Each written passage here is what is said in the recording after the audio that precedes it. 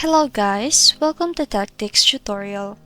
In today's video, I'll show you how to recover Reddit banned account. So first things first, what you're going to do is to open your Reddit app and then go to your profile.